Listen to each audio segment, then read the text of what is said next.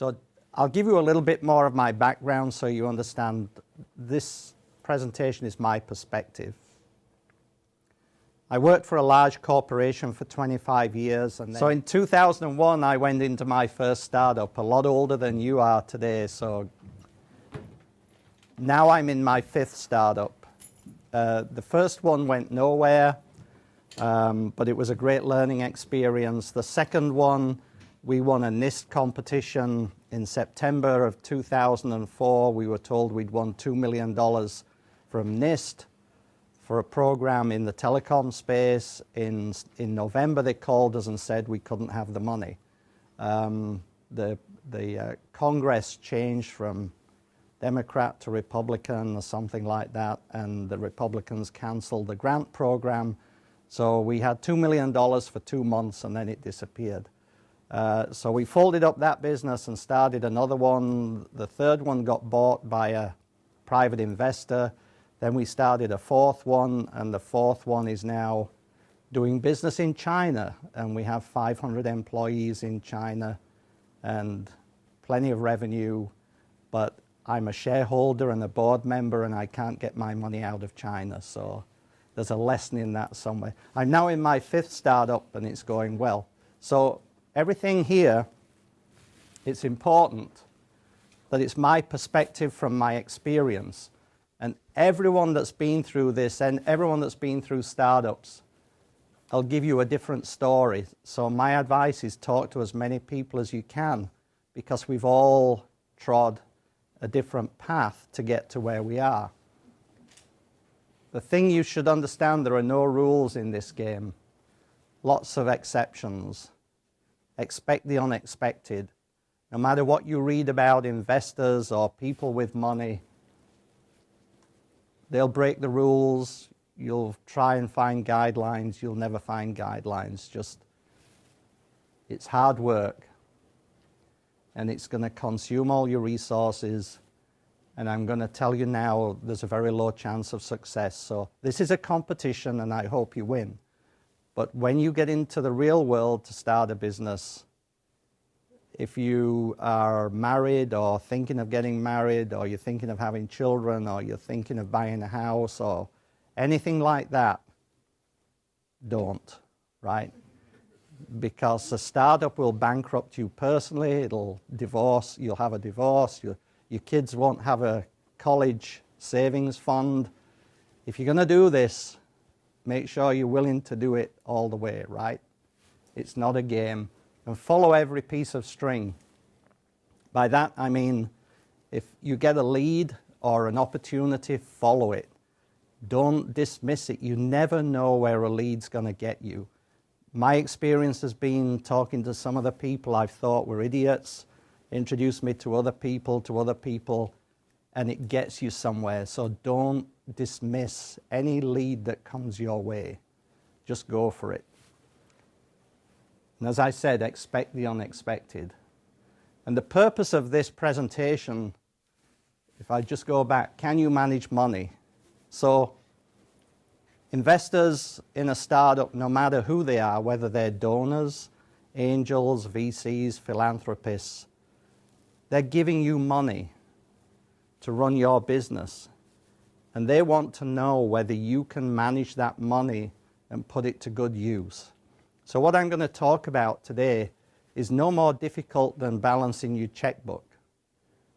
But if you can't balance a checkbook, you shouldn't be in this room to start with, right? So it's very, very simple stuff. This is not financial rules and regulations. So someone else is going to talk about a business plan, but a business plan is simply a document that explains to someone why your business should exist. And think about why your business should exist first. Are you trying to solve world hunger, or are you trying to make a lot of money? Totally different approaches, but whichever one it is, you're still trying to drive a business for a very good reason. You need to understand why you're trying to do this, and then identify the someone that's going to help you do this. Who's the person or the people that are going to provide the funds to make your business successful. If you're looking for an equity investment in a commercial enterprise, you're talking to VCs and angels, people like that. If you're talking about a non-profit, you're looking for philanthropic foundation money, donations. If you want to solve world hunger, you might want to go to Bill and Melinda Gates Foundation, where they're not trying to make money. They've got enough money as it is, but they're trying to help you make an impact on the world, right? So once you understand why you're doing this and the goal of what you're doing, that should direct you to who you should be looking to raise the funds. And why you're doing it, the someone includes you. So defining why you're doing it has got to satisfy you, right? You're not doing it because you want to be a nice person. You're doing it because you're passionate about it.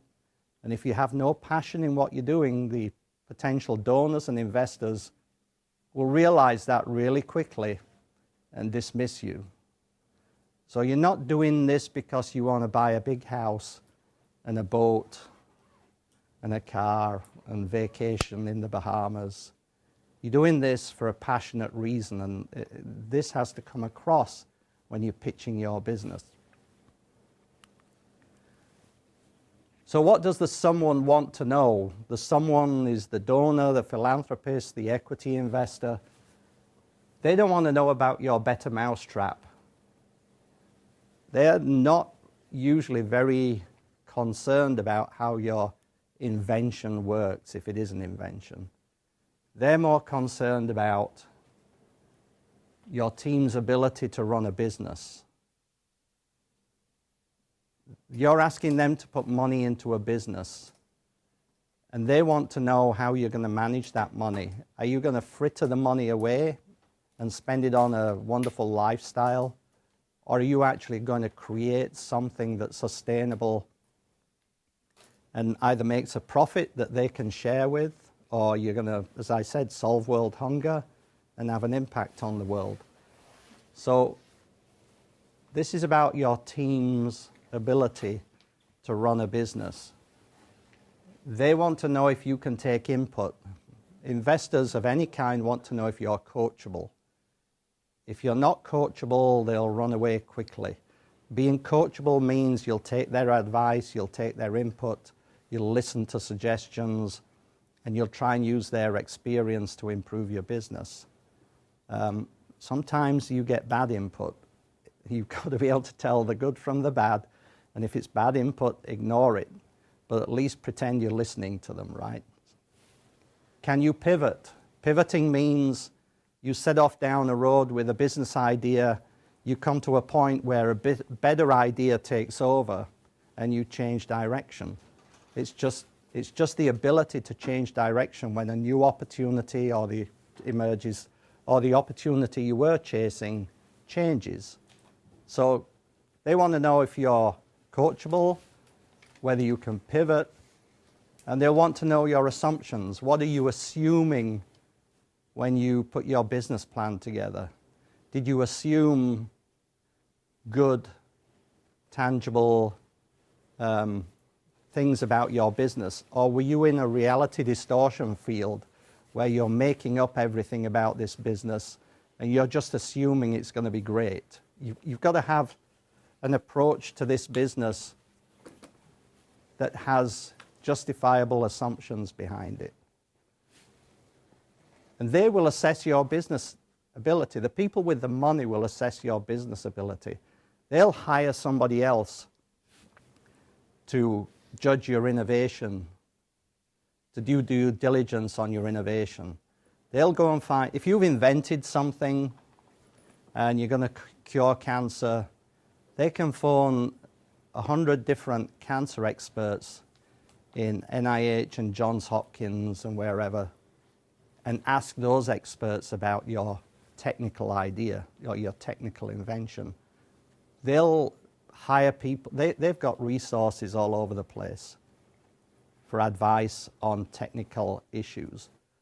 The People with the money are just interested in your ability to manage the money you get and put it to good use. So an investor's priorities are the team. Do you have the business experience? Do you know the domain? Do you have expertise in the domain you're trying to enter into?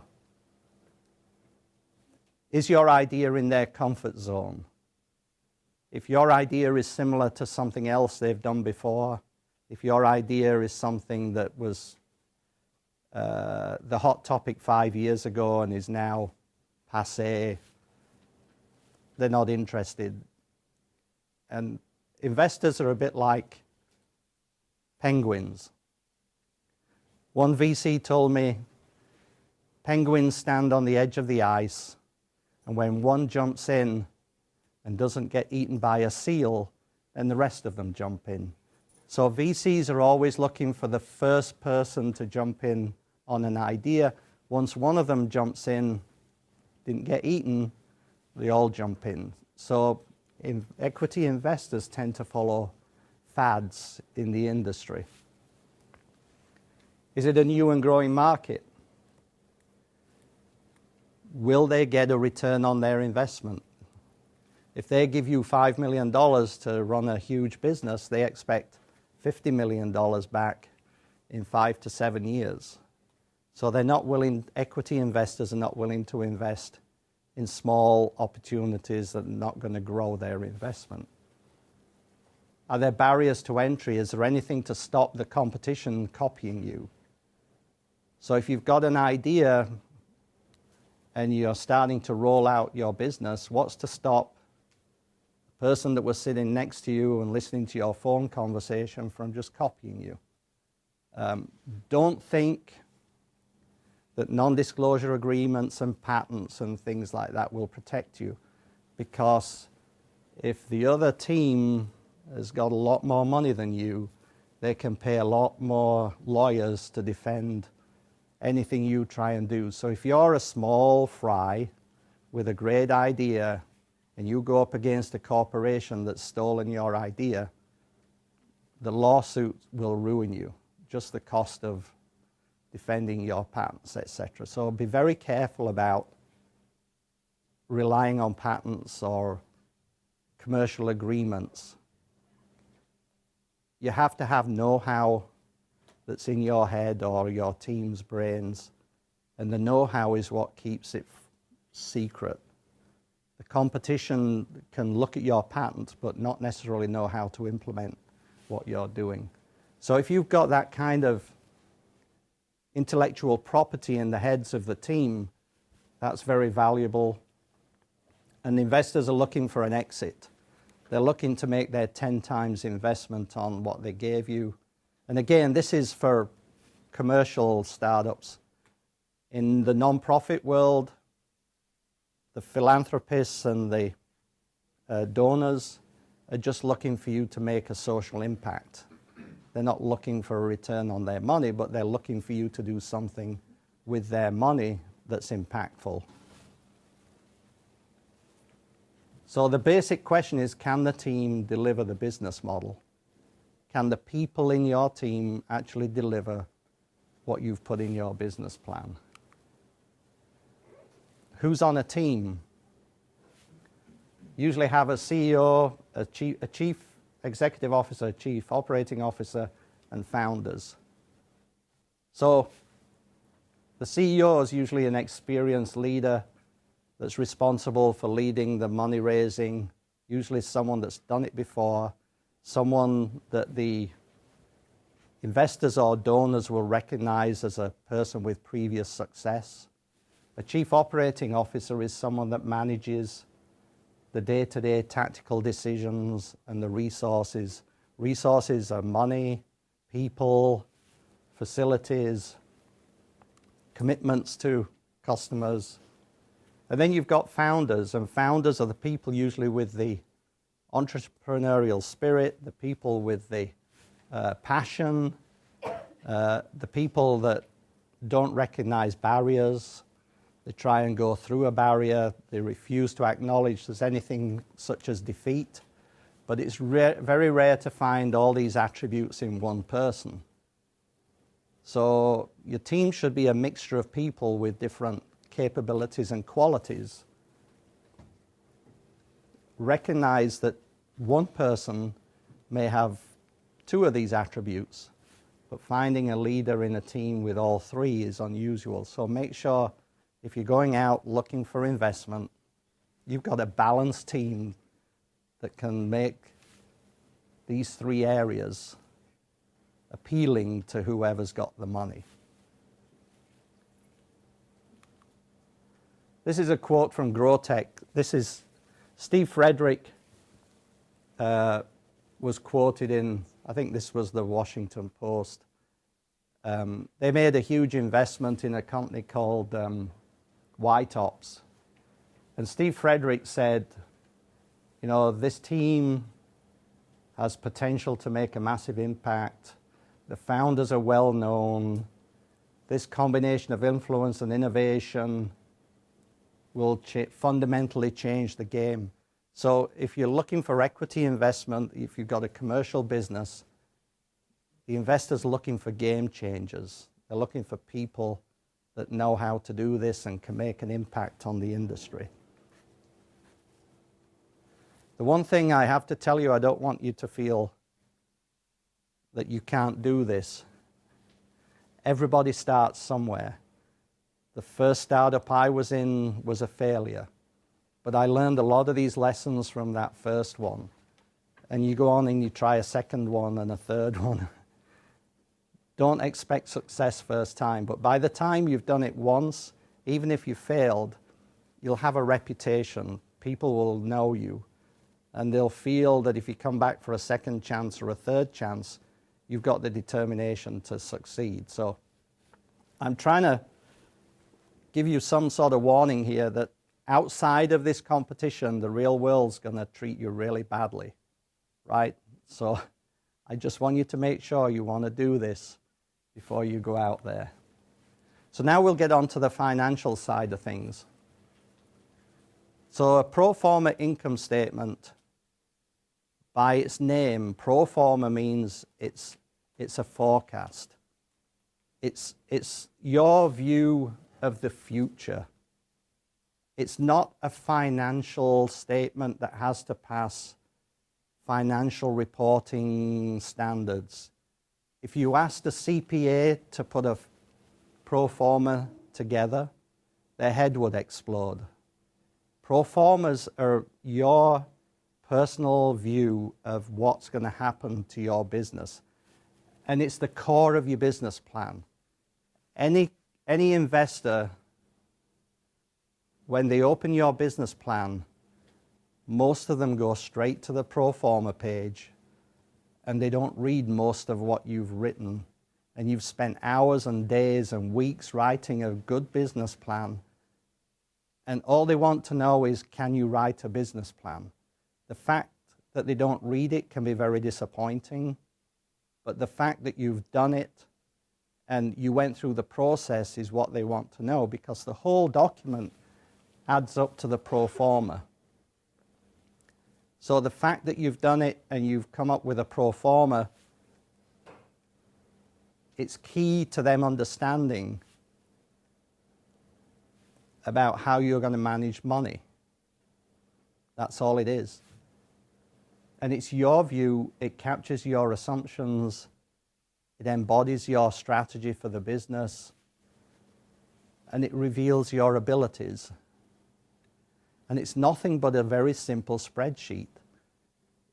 It's not required to have a financial expert do this, right? So what does it look like? So, well, before, if you were pitching to venture funds or angels looking for equity investment, the equity investor's always asking, what will you do with my money and how will it make me rich?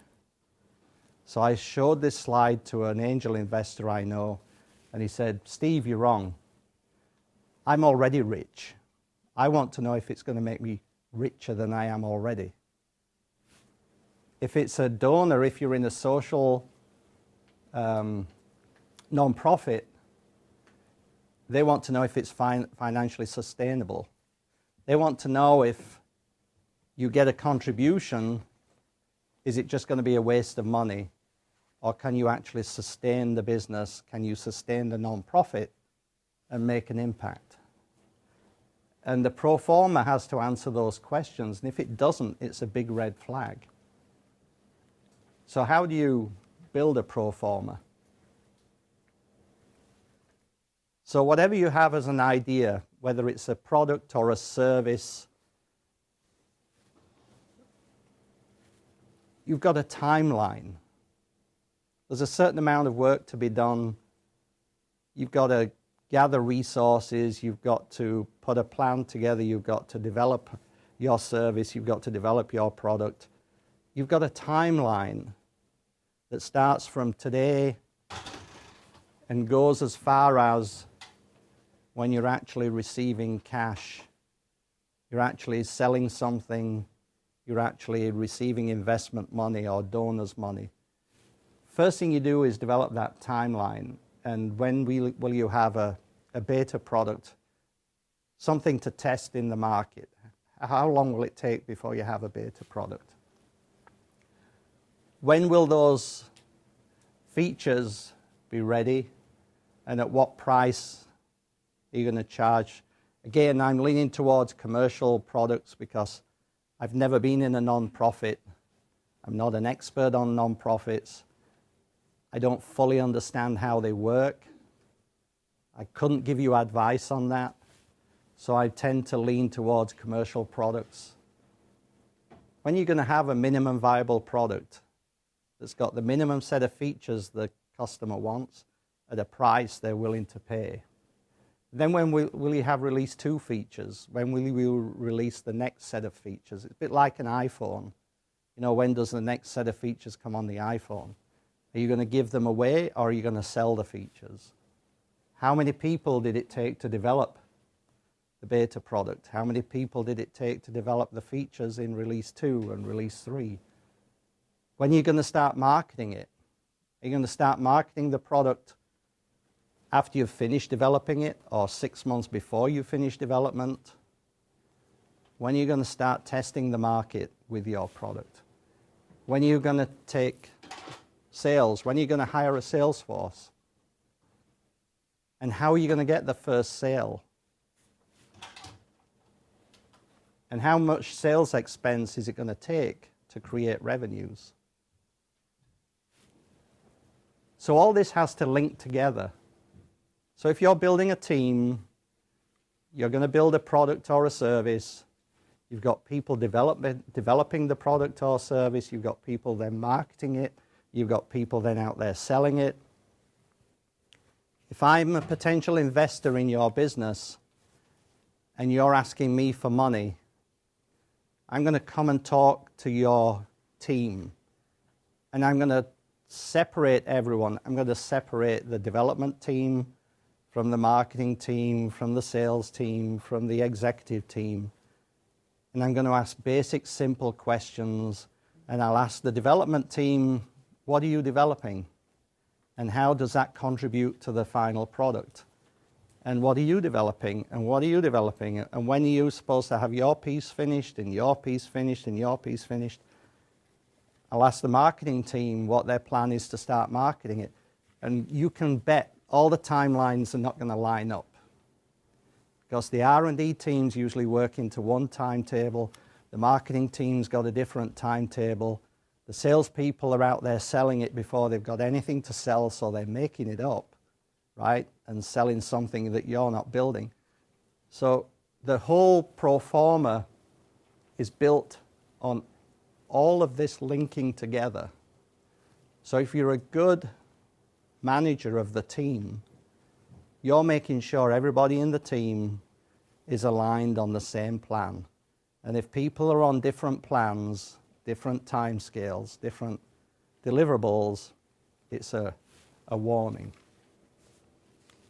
So this is what a pro forma would look like. very simple, a sales line, a cost of sales line, gross margin in dollars, gross margin as a percentage, and then a line called SG&A, which is selling, general, and administration, a line called research and development, and a line called operating earnings. This is what a pro forma is, and I'll go through each line and explain what it means, and it's not complex. And it's a forecast, it's your plan, it's your assumptions, it's a test of consistency, and don't worry about accounting rules, because in a pro forma, it doesn't matter. But to go beyond a pro forma, for an investor or a donor or someone that's going to contribute cash to your business, you have to add in some extra lines. And the extra lines are operating earnings turned into operating margin. Again, I'll explain what these lines mean. Capital spending, investment money you need, and cash in the bank. Because a pro forma doesn't explain everything about what you're going to do with the cash. But if you add these extra lines, it tells the full story of what you're going to do with the money. So let's look at these lines one at a time. The sales line. If you don't have any sales or revenues, so if you're selling a product, you've got sales. Sales and revenues are the same thing. It's just generally people call it sales. But revenue, if you call it revenue, it can include donations, contributions for a non-profit. So it's a terminology that gets mixed up. For the purposes here, I'm just going to call it sales. If you've no sales, you've no business. If you don't have a revenue line and money coming in, it's not a business. And that is sales of products or services or donor revenue. It's anything that comes in to fund the business, except it doesn't include grants and investments. Grants and investment are not sales. They go on a different line, which we'll talk about later. So if you're getting an investment from an equity investor, don't call it revenue, because it isn't. Sales come from your product or your service, right? It can include licensing income or royalties. No top-down numbers. So if you're out there telling me that you're going to sell $6 million worth of your product next year, I want to know where that $6 million number came from. And do not ever say it's 1% market share. Because when you take 1% market share, that's considered a top-down number. You're looking at the big market and saying you're going to get this piece of it. Investors want to see bottom-up numbers. Bottom-up means, how do you get a sale? Well, you hire a salesperson, and that salesperson can make 4 visits a month to potential customers. And out of those 4 visits a month after a year, that's 48 customer visits. Out of 48 customer visits, you might close 5 sales. And each sales dollar value is X.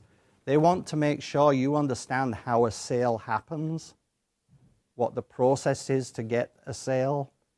And if you're looking for donor money, if you're a non-profit and you're looking for donor money, how do you get donors to give you money? What sort of events do you organize? How much do you expect donors to contribute? So it's all about working out the revenue line based on the work it takes to get a sale. And the one thing that's the hardest when you're a startup business is getting the very first sale. Because until you get that very first sale, you've no credibility. Once you can get a sale, you've got a reference customer. That reference customer can then be contacted with other potential customers. And if they've had a good experience, you'll get the next customer and the next one. But it's all about understanding how you're going to get the revenue coming in. I covered most of this. How will you get your first sale? Who are you competing with? Don't ever say you've got no competition, because if I'm trying to sell you, so everybody's got a budget. We all live on a budget. You've got a certain amount of money in the bank and you've got a certain amount of money in your wallet. When you look at the money in your wallet, you've got to decide, am I going to go to the movies tonight and have a pizza?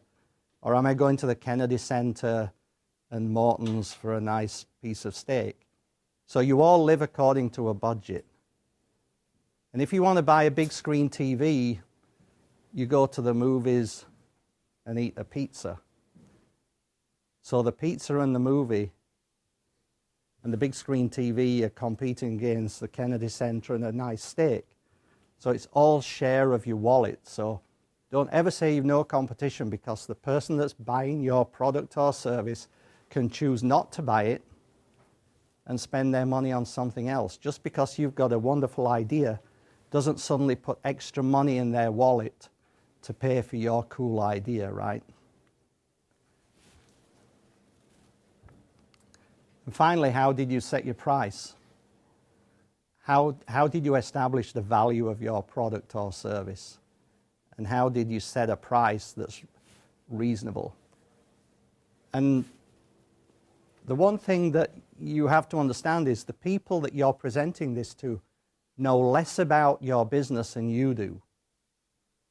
So you can put numbers up there and they will argue and tell you you're wrong, and it's a test of whether you know what you're doing, right? So don't give in. If you believe these numbers, absolutely believe them and fight for your position, because someone's going to come in and say, I don't believe that, you can't do that, you can't sell at this price, you can't sell that volume. Yes, I can, and here's my rational thinking behind it. They don't know more than you know about this, right? If you surrender, you're dead. So put up a fight. So I made up some numbers here and put them in the sales line. I'm saying in year 1, I'll sell nothing. Year 2, $200,000, 3 million, 6 million, 15 million. I'm just making this up as an example. The next line is cost of sales. So if you're selling something, you had to make it, you had to deliver it, you had to install it. Maybe it's software. If it's software, you had to host it on servers. You had to have a payment system. You had to pay somebody to collect payments. You may have paid licensing fees. So whatever you're producing as a product, there's a cost to make that product and to sell it.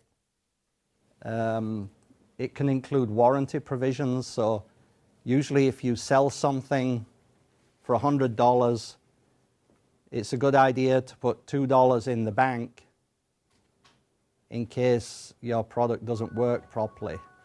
So you're going to end up in a situation, if you ship a lot of product and it starts to break down, if you've put warranty money in a bank account somewhere to pay for those failures, that's called a warranty provision, and it's part of cost of sale.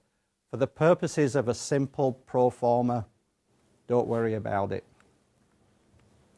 If you built products and you scrap them, that's a cost of doing business.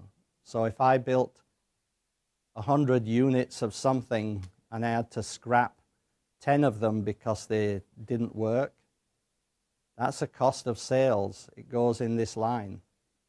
Nothing's perfect, right?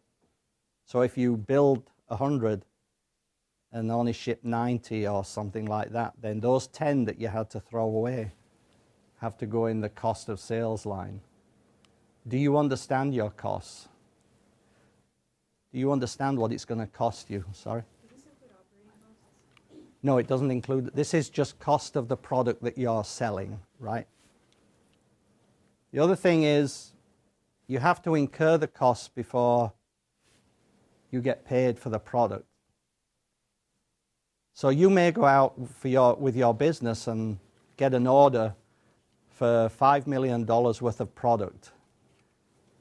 That's wonderful, but it's also a big problem because you now have to build that product and deliver it. And then in 60 or 90 days, they'll pay you for it. So you've got an order for $5 million worth of product, but nobody gives you the $5 million at the same time as they give you the order. You've got to figure out how to build the product and deliver it and then wait for 60 or 90 days before you get that $5 million, right? So the problem a lot of startups fall into is they get the order and then they don't know how to build the product because they don't have enough cash to buy the raw materials. And when you're a startup, nobody will give you credit. So you have to do this on credit cards or on financing from somewhere. I know a guy who tried to start a business. He needed $200,000. And he went to 20 banks, and no one would lend him any money because banks won't lend without collateral. But they all offered him a credit card, so he got 20 credit cards and put $10,000 on every credit card. And he started his business through a bunch of credit cards, right? He's a very brave person, but it paid off. If you're willing to take that kind of risk, good luck. But nobody, a bank will give you credit on a credit card. But if you're a startup and you're trying to buy raw materials, it's very hard. They want it cash up front before they'll ship you anything, right? So let's assume cost of sales were these numbers, and I'm just making them up. We can then calculate the gross margin line. So the gross margin line is just this number minus this number. So you've sold something for $200,000. It costs you $150,000 to make. So your gross margin is $50,000. This one would be $1 million, $3 million, $8 million. So sales minus cost of sales is margin in dollars. But then most people that read these sheets want to know the gross margin as a percentage. So the margin dollars divided by the sales dollars times 100 is percent margin. So it's just the margin as a percentage of your sales. And that gross margin as a percentage is a really important number. And it's a very key product because it's a key metric. It funds the rest of your business. And margins change over time. We see a lot of business plans that come through for investment where the margin is 50% this year, 50% next year, 50%, 50%, 50%. That never happens in real life because the competition will drive your prices down. If you introduce some premium features, you can raise the price. If you reach volume, then your costs can start to drop. And costs can rise if you have product reliability issues. So over time, the sales price and the product cost change. Showing a consistent flat number is a warning sign. So you've got to decide, are you going to start raising your price? Is competition going to come in and drive your price down? What's going to happen in your marketplace And what were your assumptions behind this? So here's what I've put. These are the margins in dollars, and this is the margin line expressed as a percentage. And I'm just making this up. This is not designed around a specific product or a specific service. I'm just making them up so you can see how the numbers fit. So now SG&A, selling, general, and administration. So this is the people. So now we're into, these are the operating expenses. So SG&A and R&D capture the operating expenses of the people that are not manufacturing the product. So if you've got people working on a production line manufacturing product, they are part of the cost of sales, the cost to produce the product. The SG&A people are the sales team, the marketing team, the legal fees. I got a slide. So it's the salaries and benefits of all but the R&D team. Trade shows, advertising, marketing collateral, rent, laptops, desktops, phone, internet, all the expenses of running a business except for the research and development team. The research and development team that are developing the product and designing the next generation features are exempt. They're on a separate line. So here's another thing we see a lot of. We see business plans where the revenues are rising nicely over time, but the SG&A line is flat. If it's a real business, then you have to spend more on marketing and more on sales to get more revenue. If you're getting more revenue with the same team, it's magic, right? We even see business plans where they put in a line for rent, and they've grown the business to 5 times what it was when it started, but they're still paying the same rent for the office they're in. It's little things like this that trip you up. It shows you didn't do your homework and you're thinking properly. And actually, when you're putting a pro forma together, you don't need to show all these different lines. You just need to lump it under one line called SG&A. But if a potential investor wants to see what was in the SG&A and ask you to peel the onion and show me how those numbers came together, you have to have a backup spreadsheet. You're going to have legal costs. You're going to have bank charges. You're going to have phone and internet. Those are the basics. You might have other costs. But think about it.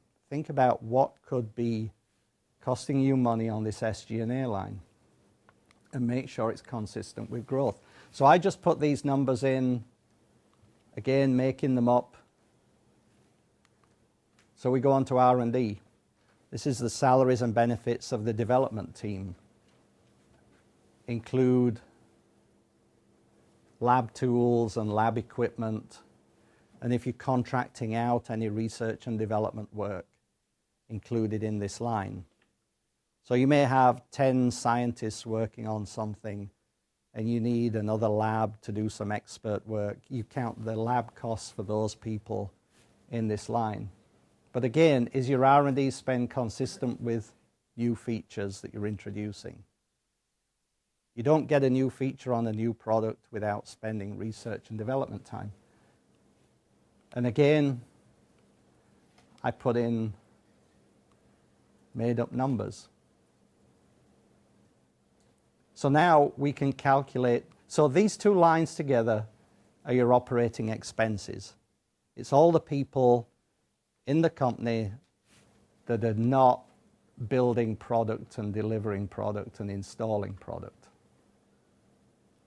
So now take the gross margin dollars and subtract the operating costs, and those give you the operating earnings. So gross margin dollars minus SG&A dollars minus R&D dollars equal your operating earnings. And then operating margin is just operating earnings expressed as a percentage of sales. So was that difficult? Question, if you require developers, like web developers, would you see those in manufacturing and product development, or would you see those in R&D? Developers are in R&D. The only time you would put R&D people in the cost of sales, for example, is if you're selling R&D services. Then you'd put the R&D service money in the sales line, and you'd put the R&D people doing that as a contract work in the cost of sales line. But these R&D people in this example are just people developing the product that's being sold. Yeah? When if you're a startup, is it reasonable to assume you're going to do R&D the first year? Yes. Yeah? Yes. Why? So the question was, if you're a startup, are you going to be doing R&D in the 5th year? If you don't have R&D going constantly, you'll get overtaken by competition. And what really happens, and I'll tell you this. So in my last job in the corporate world, I was general manager of a division of a big company, and we had $1 billion of revenue. My division had $1 billion of revenue. My R&D program was $140 million. And I did not have enough people or money to develop the features my customers wanted. So when you get customers, they all have ideas about what they want next from your product. So you never stop. You never stop. Now, if you're developing an app for an iPhone and you're just doing one app and then you're going to quit and sit back and take the cash, then after 5 years, people won't be buying your app anymore. And you may have made some money and you're happy, right? And you've bought your big house and the car you wanted. But if you're building a business for long term, your customers will always want more features than you can afford to deliver. It's a fact of life. If you can do it without future investment, I'd like to know what your business is. This applies to a startup that starts day one with the idea, or this applies to a startup that already has found the customer segment? It can be both. I mean, if you found, let me go back to this for a second. If you're already in year 3, Well, what about year one? That's where you have R&D. well, do you have revenue in year 1? Probably not. I mean, Why should you spend on R&D and not spend on making sure you have customers that will buy whatever you're going to sell? because you, That's so you should always go out and test the market to see if people will actually buy your product. That's valid, right? So we're talking about pivoting. Talking about? Pivoting. Like a pivot, so you like make a change so that your product becomes more... Yeah. So you're taking customer input, right, on your idea. But at some stage, you're going to have to deliver. Do you need an R&D team to deliver your idea? Do you need to develop something that... If you don't need an R&D team, leave it out. You might need it, but you might need it like a year 2 or year 3. Yes, you might. Yeah. I'm not saying you have to have these numbers in these columns. If you don't need an R&D team until here, that's okay. But you've got to be able to explain why your pro forma looks that way. It's up to you. You don't have to do what I've done here. It's purely your judgment, your assumptions, the way you see the business being run. And if you don't need an R&D team to deliver product here, that's fine, right? It's fine, but it's very unlikely. Because it assumes that your product is not going to improve, you're not going to extend your product, and you're going to be immune to a competitive response. So if you put a product out there, in no time there are going to be competing products. your product is getting better and better all the time and improving, you're gonna have a very hard time sustaining this business. That's why I would look for continued R&D through any product portfolio. But if you think differently and you're convinced you don't have to do this, you stand up and fight for it, right? Because it's your business. No, I mean, I've been reading a little bit like the Steve Blank book, Startup Manga. And a startup is not like an existing business.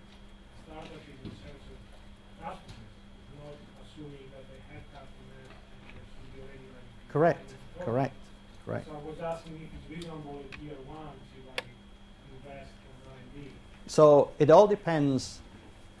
It all depends if you need money, right? If you can start your business without going out and taking money from investors, angels, VCs, wherever, if you can start it without their money, you can take your time and do whatever you want. Do as much research as you want, do as much testing with customers. But at some point, the rubber has to hit the road and you've got to accelerate like crazy, right? So if you wait too long before you put your foot on the gas pedal, you'll get left behind. So, typical errors. We see business plans where people have got huge operating margins. We see business plans where they're not spending enough money to stay ahead of the competition. And this is one thing you all need to understand. Starting a business, you may have the most wonderful idea and strategy for success, but the competition will always creep up on you unexpected. And the one thing you need to do is keep your eye on the competition. Don't pretend you're out there on your own and you're the only business around and everything's going to be hunky-dory, because something will happen to you that's either a market force that changes, a legislation force that changes, or a competitor that comes out of nowhere. Always, always, always expect somebody to try and sideswipe you in your business, right? We've seen rapid revenue growth besides being conservative. We've seen better earnings than any large corporation. So I'm going to illustrate that in a second. So for this example, the operating earnings here are minus 700,000, minus 1.15 million. But now we're starting to get better and better and better. And in year 5, we've made $2.45 million. So as your business grows, it goes from negative earnings to positive earnings. Don't worry about negative margins. Anything that's a negative margin doesn't make sense. So only put in numbers for the positive margins. But now, reality check. If you go to Yahoo Finance, and these are old numbers, but if you go to Yahoo Finance, you can look up the results of any corporation. You can look up their income statement, their balance sheet, and their cash flow statements by quarter or by year. Apple, one of the best operating companies, creates more cash than they know what to do with. Operating margins of 28.7%. Pfizer, Facebook, GM, not so good. But these are really, really good operating margins. See, mine are only 16% here. I've seen business plans where their operating margins are 50% or 60%. And I always ask them, are you going to be running a better business than Apple? No. So why do you think you can have better results than Apple?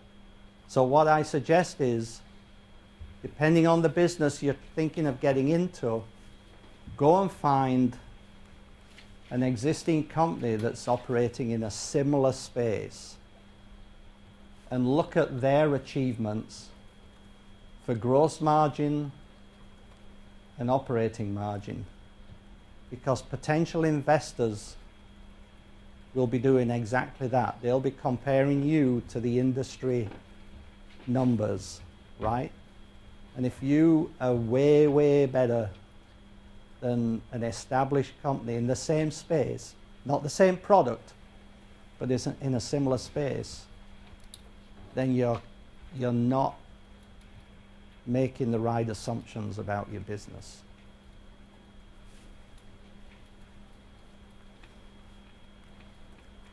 So now we're going to talk about capital spending. So capital spending, it means that if you've got a product that you have to make, you probably need some equipment to make it. So I saw a wonderful business plan by some guys from College Park who were going to print using a dot matrix printer. They were going to print a sort of a biological detection chemistry for, I forget what it was testing for, but they'd found a way to produce this testing biologic using a dot matrix printer. And they were on the verge of getting a big order. But before they could deliver this order, they had to go out and buy a lot of printers. I mean, we're talking about big printers, but they still needed to buy a lot of printers to produce these tests. And that's what capital spending is. It's when you have to buy equipment to deliver your product or service, right? So if you were building a car, you'd need to build a factory. And, you know, you'd spend $1 billion building a factory before you could sell the first car. If you're delivering software, you might not have any capital spending at all. Because if you don't own your own servers and you just rent server space from Amazon, then those servers are part of cost of sales. But if you're going to own your own equipment, you have to spend capital money. Yeah. You're talking for the physical equipment, not the upfront cost of development for, say, software before you can bring it to the consumer. Sorry, what was the first part of the question? So you're talking physical equipment, not Physical. say the upfront cost of building a piece of software before you bring it to the consumer. No. Now I'm talking about buying equipment that you need before you can deliver volume to customers. So capital equipment is usually anything that costs you more than $2,000. If it costs less than $2,000, you'd call it an expense and put it in SG&A somewhere. But if it's manufacturing equipment that costs more than $2,000, if it's a truck, if it's a building, whatever, you have to put this cost in, and I'll show you the line in a second. But very important, capital equipment needs to be purchased, delivered and installed and commissioned before you can make anything. So these guys, these young guys were getting an order for a lot of these biologic test papers, but they had to buy all these printers. And nobody will ship you a printer unless you pay cash for them. So when you're a startup, it's the same problem again. You have to pay cash or send a banker's check or put it on a credit card, because they won't give you credit for anything, including this equipment. So let's say I needed $1 million worth of capital investment in order to be able to start delivering product. And then because product was growing in these years, I had to spend another $2 million in year 3 in order to be able to deliver this volume of product. If you're not delivering hardware or anything of that nature, you can eliminate this line. You don't have to have something in there, but you have to think about it.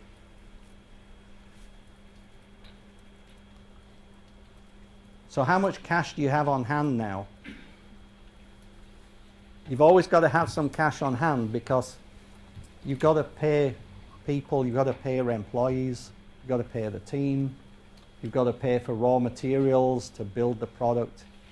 even if you're just printing something or putting something out on a DVD or whatever, you still need cash to pay for things.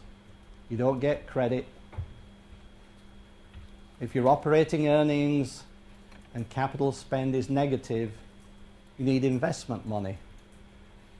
So I was $700,000 in the hole here.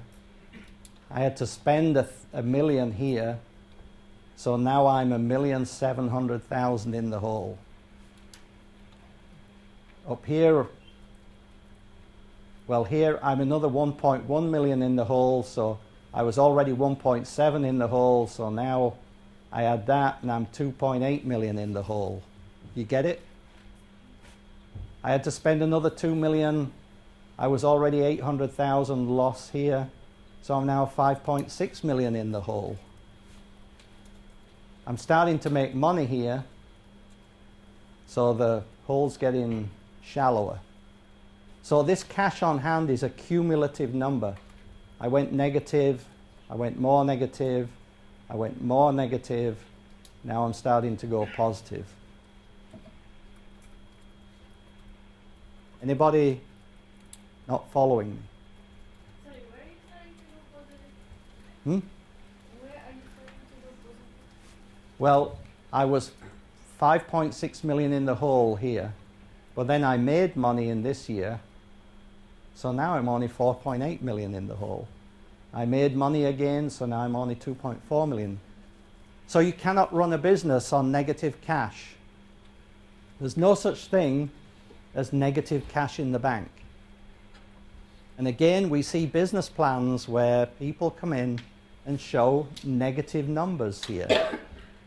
And if anyone can explain to me what negative cash is, I'd like some. It doesn't exist. So that's when we get to this line, investment. So in order to run this business and not go negative, I need $1.7 million worth of investment here so that I'm $0 in the bank. But I'm going to go 5.6 million in total. So I should be out there trying to raise $6 million for my business so that I never go into negative cash.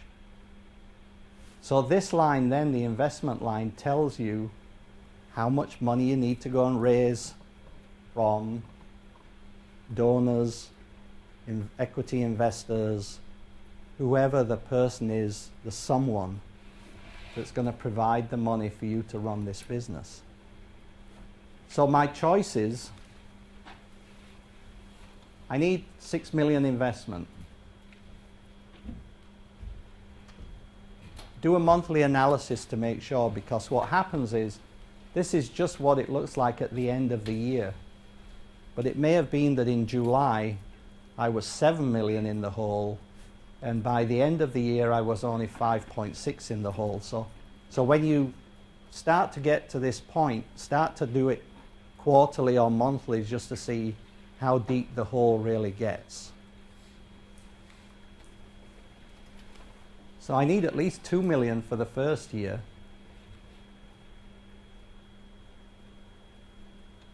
And you need to make sure that you're not out raising money.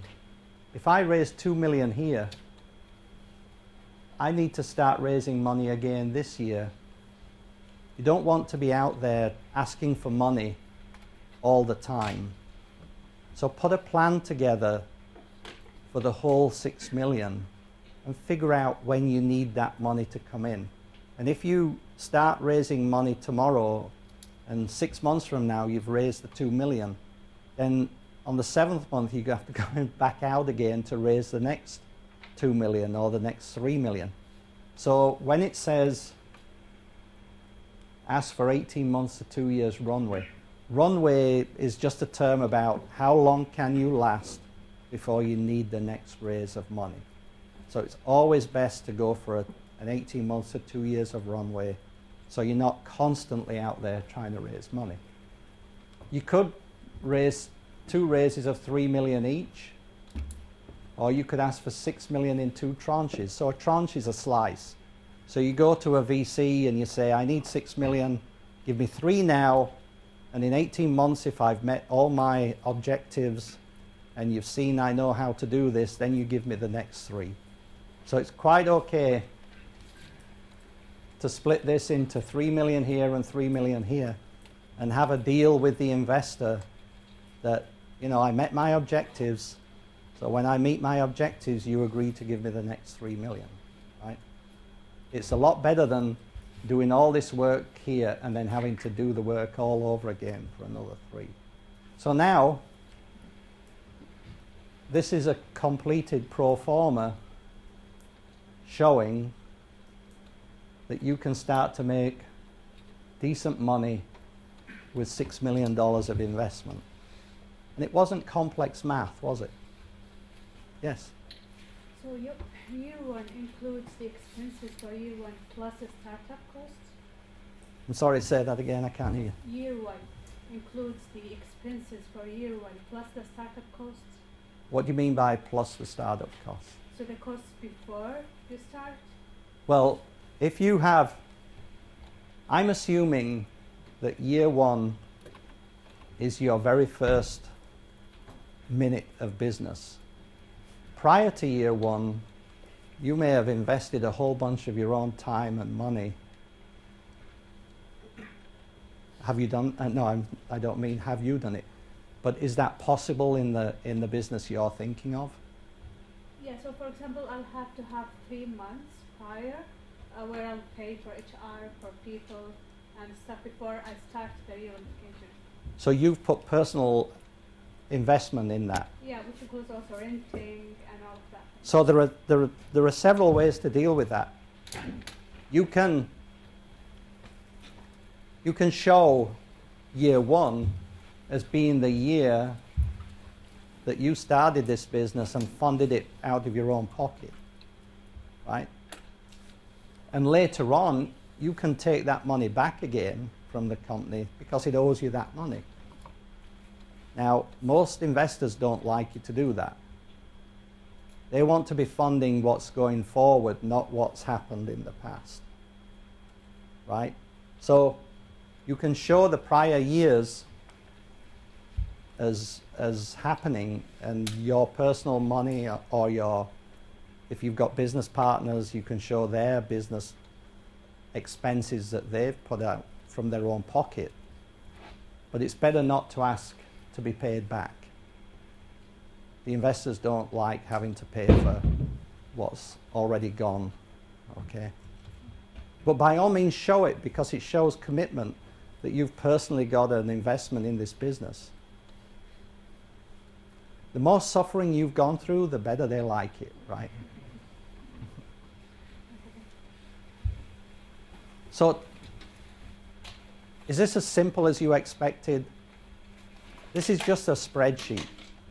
And you just put in the numbers that you believe are actually going to happen. And the business plan that's written around this, you can write a business plan of any size or a PowerPoint presentation of any length if you put all the thought into that pro forma. That's all you have to do. So my advice is sit down and fill out the pro forma first, because that makes you do all the thinking. Then write the business plan. But whereas I said a business plan should follow a template. What's the problem? What's my solution? How do I compare to other solutions? What's the competition? Etc., etc. Write the business plan in the sequence a business plan is expected to be. Whereas with the pro forma, I suggested you start with the development of the product, when you're going to hire marketing people, when you're going to hire salespeople, because that helps it link up and align. But if you do this pro forma and spend time doing it and think about it, you should be able to write the business plan in a day. It never happens, but you know. So in summary, you're competing with other people for funds. So So I sit on 4 investment boards. I won't bother going through them, but those investment boards, on a typical day, we might see 6 pitches come in asking for money. The investment company has a budget, so they have to spread their investments out over a whole year. So if we have 6 companies come in each month and present, we're not going to invest in all 6, because by month 4 or 5 we'll have spent the year's money, and there'll be nothing to give future companies that come in the rest of the year. So when you come in to pitch your idea for real money, you're competing against the other 5 companies that are pitching on that day, right? So if you don't get funding, it's not because it's a bad idea. It's because whoever's got the money can only afford to invest in 2 or 3 out of 6 each month, right? So when you're out there looking for money for your business, it's a competition. You're competing with others for the funds. And according to Wikipedia, I couldn't find any other source, only 1 in 400 startups gets funded. So there are roughly 4,000 startups funded each year. This is equity investment I'm talking about. So that means 1.5 million don't get funded. So it's a really, really, really, really long shot, difficult to do. So I'm going to keep repeating this because I don't want anybody losing their house, losing their spouse, you know. Well, some people go bankrupt time after time and don't mind, like Donald Trump, so, you know. So all deals are different. There are no rules. You can't go in and pitch your idea and get rejected and expect someone to explain to you why, right? You'll never get a good answer. It just depends on who else you are competing with on the day. Expect the unexpected. We licensed one startup, we licensed the technology from College Park. We went to present a status to the College Park Technology Licensing Group. We were giving them an update on what we'd done with the technology. There was a person that's sitting at the back of the room who was there as a guest of one of the people in our audience. He was visiting, he was in town, he wasn't there for any specific reason. But when we gave the update, everyone left except him. He stayed behind, he loved it, and he bought the company from us, right? Expect the unexpected. You never know who's looking, who's watching. You never know who's around the corner listening, right? So also get advice from anyone else. Network, network, network. If you want to get funded for your business, the people with the money don't come looking for you. They don't turn up on your doorstep and say, hey, I want to fund your business. You've got to go out and network and go to every kind of networking event you can find where people with the money hang out. And these events are all over the place. I'll give you some ways to find out in a second. This can be very long and very stressful, and after every encounter, take input and adjust, right? Remember, what will you do with my money, and how will it satisfy the why? So here are some, finding the someone. You can improve your chances by being the right person in the right place at the right time. So ask yourself, are you the right person? Are you the person that's going to ask for the money? If you don't feel confident, get someone else to do it. Because asking for the money is really hard to do And you've got to have the guts to do it, right? And stand up and ask for it and pitch to the person with the money. Are you ever in the place to be discovered? That's why I say network, network, network. They won't come looking for you, you have to find them. And how much time do you make available to be discovered?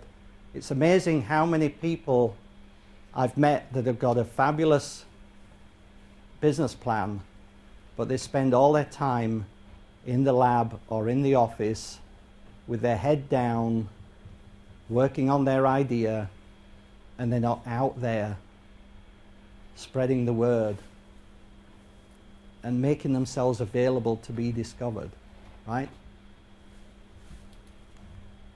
So here's where to look. There's a whole bunch of websites, but here's what I would focus on. Pitchbook.com is a really good website. They put out emails. You can get on their email list. And they put out a daily email about what's going on in the investment community, who's investing in what's the latest activity. They will sell you reports, but anything you find on the web or in the emails, I think you can all have a copy of this presentation. You don't have to take pictures of it. I think Lex has got it. So there's a lot of information in their newsletters. Massinvestors.com, they publish a directory of investment companies. So if you're looking for angels or VCs or philanthropists, you can buy either a regional directory from them or a national directory, and it lists every investor in the country and what they focus on and how to contact them, what it is they specialize in. So don't waste your time talking to companies that don't invest in the things you're doing. And then Potomac TechWire. So Potomac TechWire is a newsletter, comes out by email 5 days a week. You can sign up for it. It's free. And they list all the networking events in the area. So, you know, if there's a panel discussion in Tyson's Corner on the future of intelligent apps on phones or something, they'll list it. It might be a breakfast meeting, it might be an evening dinner meeting. You probably have to pay to go there, but you'll get to meet a lot of people and a lot of potential investors. And the one thing you have to do is go and talk to them. I used to go to these networking events. It drove me crazy. A lot of people go in for a breakfast networking event. They get a cup of coffee and they stand around talking to their buddy, and they don't talk to anybody else in the room. Evenings, they stand around with a glass of wine and they talk to their friends and they don't talk to the potential investors. You've got to force yourself to go and talk to people that might be a potential investor in your business. And if you talk to them and find out they're not a potential investor, say thank you very much and go find someone else. It's the hardest thing to do, especially if you're a really brilliant but reserved person, right? It's really hard to do, but you have to go out and do it and find these people and ask them for money, right? But when you're talking to them, don't talk about what a wonderful idea you've got. Talk to them about how your idea is going to make them rich or how your idea is going to solve world hunger. They want to know about the business opportunity. They don't want to know how many angels you can get on the head of a pin or something like that. They want to know what's in it for them, right? They're not interested in how cool your idea is. They're interested in how good the business is going to be, right? And that's it. So you've all been very quiet. Oh, thank you. Any questions? Yes. Very general question, kind of already answered, but If you're looking at like a service startup, so when you use product, in most cases, is it interchangeable? Service first product? Yeah, yeah. The delivery of software is always a big issue because for software you can be making 80% gross margins, but then you're spending usually a lot on R&D and SG&A to market the product and the huge competition, right? So you have to give the money back somewhere, right? Yes? Okay, so what you showed us was like a pretty brief income statement, basically. I'm wondering, with the investment line, if there could be a line for like stock or what you're giving back to the shareholder? No. Accounting rules are one thing. A pro forma, pro forma, that's getting too complicated, right? Yeah. Yes? Can you just show how much you're putting in? I know we're asking for funding this, but you put what you're willing to put into the game.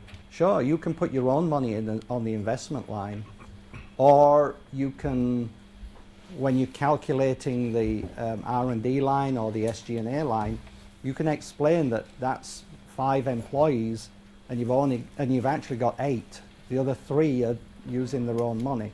You can show it in many different ways, but if you're working for free, make sure they know that, right? Because it's skin in the game. The more you hurt, the more they like it, right? That, by the way, that's another thing as well. You may find an investor that says, I like this idea, I'm going to invest. Don't run out and celebrate, because between them saying they're going to invest and then giving you a term sheet and then you hiring a lawyer to negotiate the term sheet, and you must do that. Term sheets are so complicated now that you need a lawyer that's worked on these things and understands what the fine print really means. Once you've hired the lawyer, then you negotiate the term sheet, and they will do due diligence on you that you will not believe. They want to know all about your background. They'll ask you about your personal banking accounts. It's worse than trying to get a mortgage, right? They'll ask you all about, they'll do a search on the web about your idea. They may find a paper written by somebody 10 years ago, and they'll say, hey, this sounds like your idea. Prove to me that this is not linked to your idea. If you're a researcher and they find your name on a paper and there are 3 other names on the paper, they'll ask, who are these 3 people that co-wrote the paper with you? And what's their connection to this business? You have to prove there's no one out there that's going to turn up at the last minute and say, hey, I own 25% of this business because. So that can take a long time. And once they've finished, they'll say that due diligence is over, we're going to put some money in the bank. It can be another 3 months before the money goes in the bank, right? So be very careful. It can take 6 to 9 months. It can happen tomorrow. But in general, it gets stretched out longer than you can stand, right? So don't go spending the money till you get it. Anyone else? Thank you, Steve. Thank you. Nicely done. Thanks again.